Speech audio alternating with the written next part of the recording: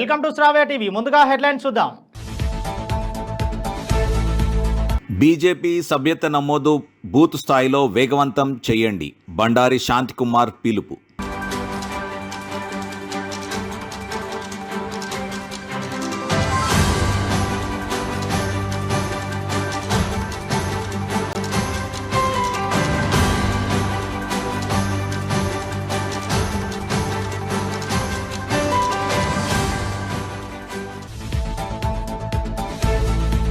మహారాష్ట్రలో నేటితో ముగియనున్న నామినేషన్ల గడువు.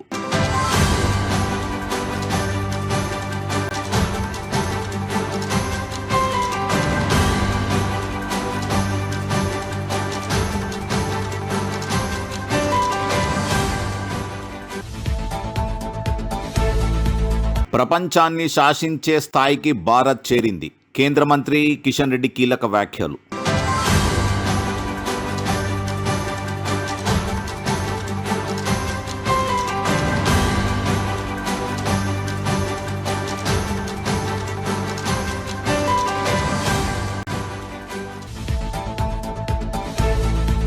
మాజీ ఎమ్మెల్యే వరపుల సుబ్బారావును కలిసిన ప్రత్తిపాడు నియోజకవర్గ ఎలక్ట్రానిక్ మీడియా ప్రెస్ క్లబ్ సభ్యులు.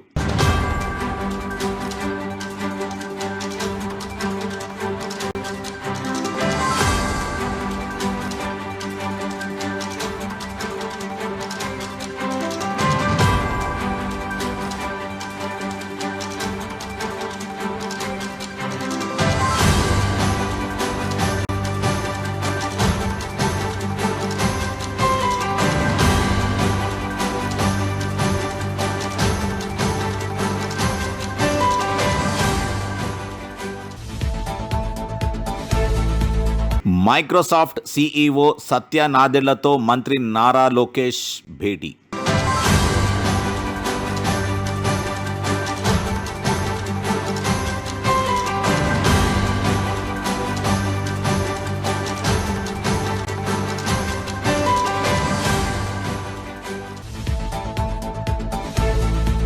దీపావళి వేళ రైల్వే స్టేషన్లలో రద్దీ నియంత్రణకు సౌత్ సెంట్రల్ రైల్వే చర్యలు.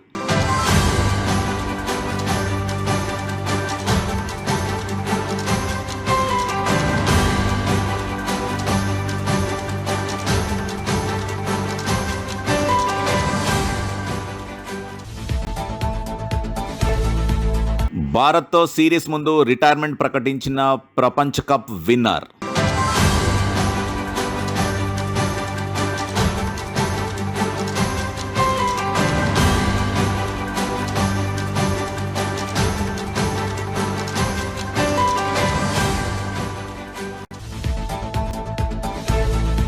టీడీపీ సభ్యత్వం తీసుకున్న బాబు మోహన్.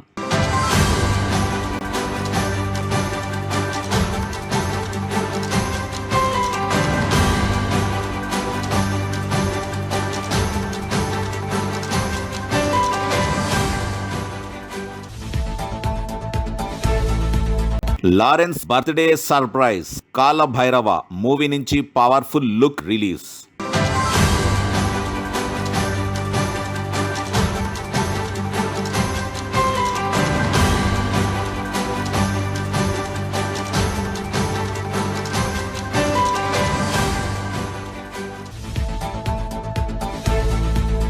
నేటి నుంచి ఆయుష్మాన్ భారత్ ప్రధాని చేతుల మీదుగా ప్రారంభం.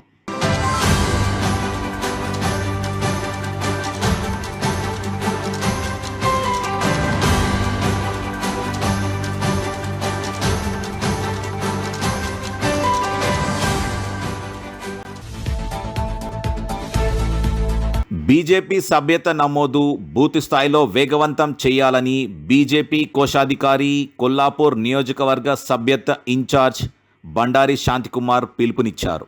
కొల్లాపూర్ నియోజకవర్గానికి చెందిన సభ్యత్వ నమోదు కార్యక్రమంలో భాగంగా ఆయన పాల్గొన్నారు. బీజేపీ నాగర్ కర్నూలు జిల్లా అధ్యక్షులు కొల్లాపూర్ నియోజకవర్గ ఇన్ఛార్జ్ శ్రీ ఎల్లేని సుధాకర్ రావు మాట్లాడుతూ, ఈ నెల 30వ తేదీ వరకు బీజేపీ సభ్యత్వం తీసుకోవడానికి అవకాశం ఉందని, కాబట్టి ప్రతి కార్యకర్త ప్రతి బూత్లో సభ్యత్వాలు అయ్యేటట్లు చూడాలన్నారు. అనంతరం సభ్యత్వ ఇన్ఛార్జిగా విచ్చేసిన శాంతి కుమార్ మాట్లాడుతూ కొల్లాపూర్ నియోజకవర్గంలో మెంబర్షిప్ డ్రైవ్ కార్యక్రమం అద్భుతంగా కొనసాగుతుందని, ఇప్పటికే 40,000 సభ్యత్వాలు పూర్తి చేసుకుందని తెలిపారు. మహారాష్ట్ర అసెంబ్లీ ఎన్నికల కోసం నామినేషన్ ప్రక్రియ ఈ రోజుతో ముగియనుంది. ఈ నేపథ్యంలో రెండు వైపులా ఉన్న కూటముల్లోని అభ్యర్థుల్లో ఆందోళన నెలకొంది. నామినేషన్ ప్రక్రియకు ఆఖరి తేదీ వచ్చేసినా ఇప్పటి వరకు అనేక నియోజకవర్గాల్లో 2 వర్గాల నుంచి అభ్యర్థుల ప్రకటన జరగలేదు. దీంతో ఆశావాహులంతా డైలమాలో పడ్డారు. రాష్ట్రంలో మొత్తం 288 సీట్లకు ఎన్నికలు జరుగుతుండగా అందులో అధికార శివసేన, షిండే, బీజేపీ, ఎన్సీపీల కూటమి అయిన మహాయుతి ఇప్పటి వరకు 279 మంది అభ్యర్థులను మాత్రమే ప్రకటించింది. ఇందులో బీజేపీ మొత్తం 146 సీట్లలో పోటీ చేస్తుండగా 78 సీట్లలో శివసేన, 49 సీట్లలో అజిత్ పవార్ ఎన్సీపీ పోటీ చేస్తుండగా మిగిలిన 6 సీట్లలో మిగిలిన చిన్న పార్టీలు తమ అభ్యర్థులను బరిలోకి దించాయి. ప్రపంచాన్ని శాసించే స్థాయికి భారత్ చేరిందని కేంద్ర మంత్రి కిషన్ రెడ్డి అన్నారు. ఇవాళ హైదరాబాద్లోని బషీర్బాగ్ జాతీయ విద్యాభవన్ పాఠశాలలో నిర్వహించిన రోజ్గార్ మేళాలో ఆయన పాల్గొన్నారు. ఈ సందర్భంగా ఆయన కేంద్ర ప్రభుత్వ విభాగాల్లో ఎన్నికైన 155 మందిని నియామక పత్రాలు అందజేశారు. అనంతరం ఆయన మాట్లాడుతూ దేశాభివృద్ధిలో యువతను వినియోగించుకోవడం అవసరమని అన్నారు. యువశక్తితో ఎన్నో అద్భుతాలు చేయవచ్చని అన్నారు. నేడు ప్రపంచాన్ని శాసించే స్థాయికి భారత్ ఎదిగిందని, ప్రధాని నరేంద్ర మోడీ సారథ్యంలో వికసిత్ భారత్ దిశగా దేశాన్ని ముందుకు తీసుకువెళ్తున్నామని అన్నారు. రాబోయే 25 ఏళ్లు దేశానికి అమృత కాలమని ప్రధాని మోడీ అన్నారని గుర్తు చేశారు.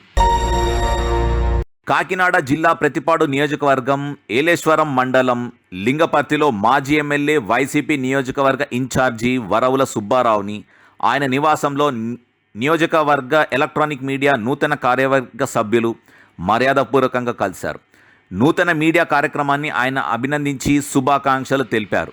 ఈ కార్యక్రమంలో గౌరవ అధ్యక్షులు మానూరి గంగరాజు, సివిఆర్ వాసు, ఎండి అధికార్ తదితరులు పాల్గొన్నారు.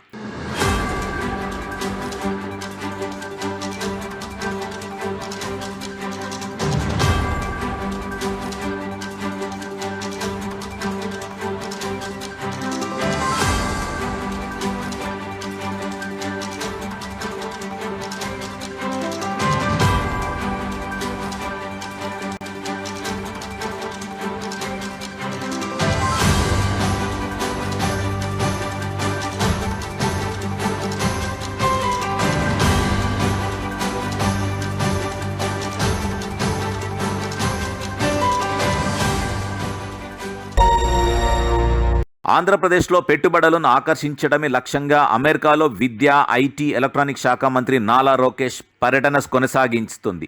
ఇప్పటికీ పలు దిగ్గజ సంస్థలతో భేటీ అయిన తాజాగా ప్రపంచ సాఫ్ట్వేర్ దిగ్గజం మైక్రోసాఫ్ట్ సీఈఓ సత్య నాదెళ్లతో భేటీ అయ్యారు. లోకేష్తో భేటీ సందర్భంగా సత్య నాదెళ్ల మాట్లాడుతూ మైక్రోసాఫ్ట్ సంస్థ సాఫ్ట్వేర్, క్లౌడ్ కంప్యూటింగ్, ఎంటర్ప్రైజ్ టెక్నాలజీలో గ్లోబల్ లీడర్గా ఉందని చెప్పారు. 2023 ఆర్థిక సంవత్సరంలో మైక్రోసాఫ్ట్ దాని క్లౌడ్ సేవలు, ఏఐ డ్రివెన్ సొల్యూషన్స్ రంగంలో బలమైన వృద్ధితో $211.9 బిలియన్ ఆదాయాన్ని ఆర్జించిందని తెలిపారు. అయితే విజనరీ లీడర్ చంద్రబాబు నేతృత్వంలోని హైదరాబాద్ నగరం ఐటీ హబ్గా రూపుదిద్దుకున్న విషయం మీకు తెలుసు. ప్రస్తుతం 4వసారి ముఖ్యమంత్రిగా బాధ్యతలు చేపట్టిన చంద్రబాబు ఏపీ టెక్నాలజీ రంగంలో అగ్రగామిగా తీర్చిదిద్దేందుకు ప్రణాళికలు రూపొందిస్తున్నారని వివరించారు మంత్రి నారా లోకేష్. ఇందులో భాగంగా రాష్ట్ర వ్యాప్తంగా కొత్త ఐటీ హబ్బులు, ఇన్నోవేషన్ పార్కులు నిర్మిస్తున్నామన్నారు. ఈ హబ్లను ప్రపంచ స్థాయి సాంకేతిక కేంద్రాలుగా తీర్చిదిద్దడంలో మైక్రోసాఫ్ట్ సహకారం అవసరమని, cloud infrastructure, data centre ఏర్పాటుతో Andhra Pradesh ప్రపంచ స్థాయి సంస్థలకు ప్రాంతీయ కేంద్రంగా మారే అవకాశాలున్నాయన్నారు. అటువంటి పెట్టుబడులకు అనుకూలమైన విధానాలు, భూమి మా వద్ద అందుబాటులో ఉన్నాయి. క్లౌడ్ సేవల్లో మైక్రోసాఫ్ట్ నాయకత్వంలో కలిసి మేము అత్యాధునిక సాంకేతిక పర్యావరణ వ్యవస్థను నిర్మించాలని భావిస్తున్నామని మంత్రి లోకేష్ వివరించారు. దీపావళి వేళ రైల్వే స్టేషన్లో ప్రయాణికులతో రద్దీ నెలకొనే అవకాశం ఉండటంతో సౌత్ సెంట్రల్ రైల్వే ప్రత్యేక చర్యలు చేపట్టింది. సికింద్రాబాద్, హైదరాబాద్, కాచిగూడ, విజయవాడ, గుంటూరు, తిరుపతి వంటి స్టేషన్లో ప్రత్యేక ఆర్పీఎఫ్ సిబ్బంది రద్దీని నియంత్రిస్తారు. స్టేషన్లో స్పెషల్ లైన్లు ఏర్పాటు చేస్తారు. టికెట్ కౌంటర్లను కూడా పెంచినట్టు ఎస్సీఆర్ తెలిపింది. పండగ కోసం 850 స్పెషల్ ట్రైన్లు, అదనపు బోగీలు ఏర్పాటు చేసినట్టు వివరించింది. Australia wicket keeper cum batter Matthew made కీలక నిర్ణయం తీసుకున్నాడు. అంతర్జాతీయ క్రికెట్లోని అన్ని ఫార్మాట్లకు రిటైర్మెంట్ ప్రకటించాడు. 36 ఏళ్ల వేడ్ 2011లో ఆస్ట్రేలియా తరపున అరంగేట్రం చేశారు. 2024 టీ20 ప్రపంచ కప్లో భారత్పై తమ చివరి మ్యాచ్ ఆడాడు. 2021 నుంచి వన్డే టెస్టుల్లో ఆడే అవకాశం రాలేదు. ఆస్ట్రేలియా స్వదేశంలో భారత్తో బోర్డర్ గవాస్కర్ ట్రోఫీ ఆడుతుంది. భారత్తో సిరీస్ ముందు వేడ్ రిటైర్మెంట్ ప్రకటించడం విశేషం. మాజీ మంత్రి నటుడు బాబు మోహన్ టీడీపీలో చేరారు. తెలుగుదేశం పార్టీ సభ్యత్వం తీసుకున్నట్లు ఆయన వెల్లడించారు. ఆందోళన నియోజకవర్గంలో సభ్యత్వం తీసుకున్నట్లు తెలిపారు. ఈ మేరకు ఒక ఫోటో షేర్ చేసుకున్నారు. ఆగస్టులో బాబు మోహన్ చంద్రబాబును కలిసి భావోద్వేగానికి గురైన సంగతి తెలిసిందే. బాబు మోహన్ తొలిసారిగా 1998 ఉప ఎన్నికల్లో ఆందోళన టీడీపీ అభ్యర్థిగా గెలిచారు. అనంతరం 1999లో విజయం సాధించి మంత్రి అయ్యారు. అనంతరం టీఆర్ఎస్లో చేరి 2004-2014 జరిగిన ఎన్నికల్లో కాంగ్రెస్ అభ్యర్థి దామోదర్ రాజనరసింహ చేతిలో టీఆర్ఎస్ అభ్యర్థిగా విజయం పొందారు. 2023 ఫిబ్రవరి 7న సోమాజిగూడ ప్రెస్ క్లబ్లో ఏర్పాటు చేసిన మీడియా సమావేశంలో బీజేపీకి రాజీనామా చేసి అనంతరం మార్చి 4న ప్రజాశాంతి పార్టీలో చేరాడు. తాజాగా టీడీపీ తీర్థం పుచ్చుకున్నారు. డాన్స్ కొరియోగ్రాఫర్, డైరెక్టర్, నటుడు, హీరో రాఘవ లారెన్స్ అందరికీ సుపరిచితమే. ఆయన తెలుగులో కాంచన, శివలింగ వంటి హారర్ చిత్రాల్లో ఫుల్ పాపులారిటీ తెచ్చుకున్నారు. నేడు ఆయన పుట్టినరోజు సందర్భంగా కాలభైరవ మూవీకి సంబంధించిన పవర్ఫుల్ లుక్ను మేకర్స్ విడుదల చేసి ఫ్యాన్స్ను సర్ప్రైజ్ ఇచ్చారు. అలాగే లారెన్స్ కూడా ఇన్స్టా వేదిక షేర్ చేసి ఆశీర్వాదాలు కావాలని క్యాప్షన్ జత చేశారు. అయితే దీనికి రమేష్ వర్మ పెన్మోట్స్ దర్శకత్వం వహిస్తుండగా ఏ స్టూడియోస్ లిమిటెడ్, హనీస్ ప్రొడక్షన్స్ బ్యానర్పై మనీషా కోనేరు సత్యనారాయణ నిర్మిస్తున్నారు. అయితే ఈ సినిమా లారెన్స్ 25వ చిత్రంగా ప్రేక్షకుల ముందుకు రాబోతుంది. ప్రజెంట్ లారెన్స్ లుక్ సోషల్ మీడియాను షేక్ చేస్తుంది. కేంద్ర ప్రభుత్వం ఇటీవల ప్రతిష్టాత్మకంగా ప్రకటించిన ఆయుష్మాన్ భారత్ పథకాన్ని ప్రధాని నరేంద్ర మోడీ ఈ రోజు ప్రారంభిస్తున్నారు. మొత్తం 12,850 కోట్ల విలువైన అనేక పథకాలకు పచ్చజెండా ఊపనున్న ప్రధాని ఆయుష్మాన్ భారత్ పథకాన్ని కూడా గ్రాండ్గా స్టార్ట్ చేయనున్నారు. ఈ పథకంలో ముందు ప్రకటించిన విధంగానే 70 ఏళ్లు పైబడిన ప్రతి సీనియర్ సిటిజన్స్కి కేంద్ర ప్రభుత్వం ఆయుష్మాన్ భారత్ పథకం తరపున ఇన్సూరెన్స్ కల్పించనుంది. 5 లక్షల వరకు ప్రీ మెడికల్ ట్రీట్మెంట్ అందించనుంది. ఈ పథకం వల్ల 4.5 కోట్ల కుటుంబాలకు చెందిన 6 కోట్ల మంది వరకు లబ్ధి పొందనున్నట్లు కేంద్రం తెలిపింది. ఇందులో పేదలు, ధనికులు అనే తేడా లేకుండా ప్రతి సీనియర్ సిటిజన్కి లబ్ధి చేకూరుతున్నట్లు వెల్లడించింది. బులెటిన్లో హెడ్లైన్స్ మరోసారి చూద్దాం. బీజేపీ సభ్యత నమోదు బూత్ స్థాయిలో వేగవంతం చేయండి, బండారి శాంతికుమార్ పిలుపు.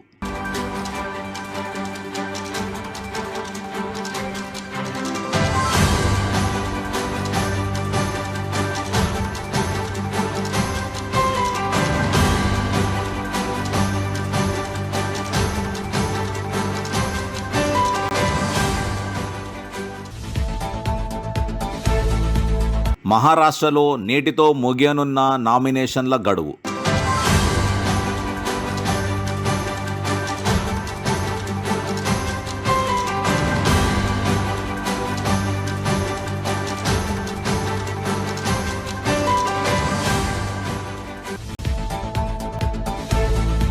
ప్రపంచాన్ని శాసించే స్థాయికి భారత్ చేరింది. కేంద్ర మంత్రి కిషన్ రెడ్డి కీలక వ్యాఖ్యలు.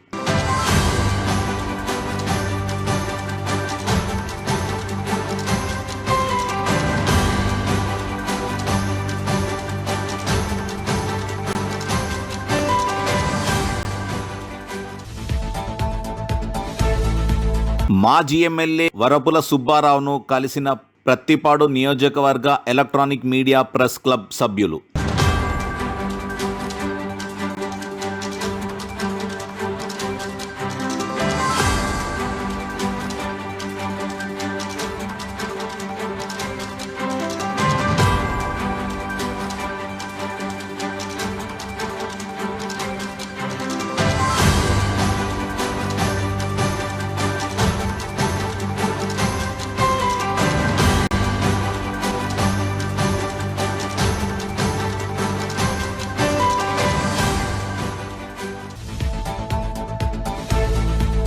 మైక్రోసాఫ్ట్ సీఈఓ సత్య నాదెళ్లతో మంత్రి నారా లోకేష్ భేటీ.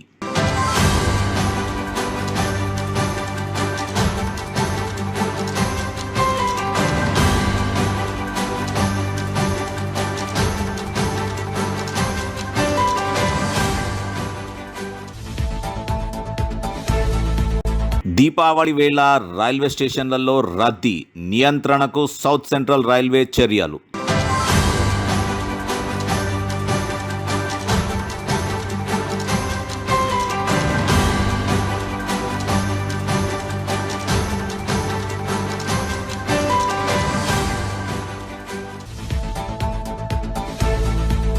భారత్తో సిరీస్ ముందు రిటైర్మెంట్ ప్రకటించిన ప్రపంచ cup winner.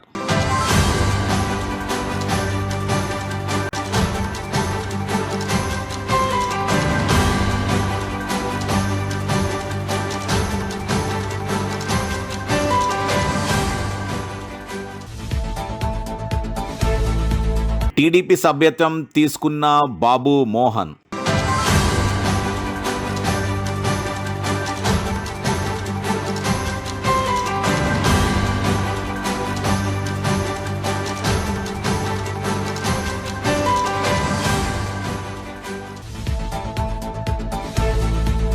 Lawrence birthday surprise, కాల భైరవ మూవీ నుంచి పవర్ఫుల్ లుక్ రిలీజ్.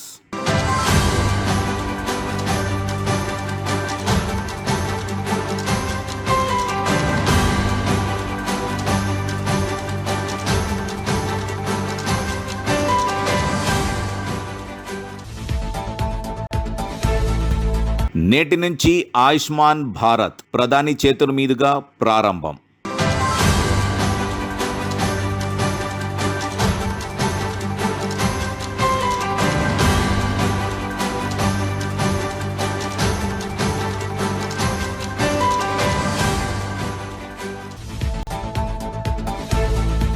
ఇవి ఇప్పటివరకు అప్డేట్స్. మరో బులెటిన్లో మళ్ళీ కలుద్దాం. చూస్తూనే ఉండండి శ్రావ్య టీవీ.